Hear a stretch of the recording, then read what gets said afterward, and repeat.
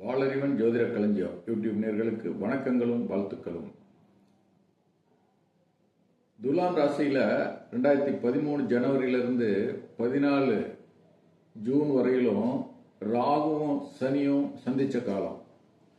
இந்த காலகட்டத்தில் பிறக்கின்ற குழந்தைகள், அதாவது மேஷம், மீனம், கடகம், துலாம், இந்த 4 ராசிகளில் செவ்வாய் இருக்க பிறந்த குழந்தைகள் பார்த்தீங்கன்னா, இது குறிப்பாக இந்த பாவகம் துலாம் ராசி 4, 7, 8 இந்த பாவகங்களாக அமைந்த குழந்தைகளுக்கு அவர்களுடைய ஆயுள் பாதிக்கப்பட்டது.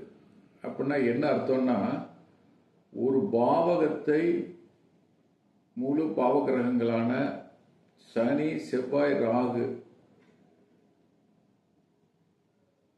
பாதிக்கப்படும் போது அந்த பாவகம் முழுமையாக அளிக்கப்படுகிறது.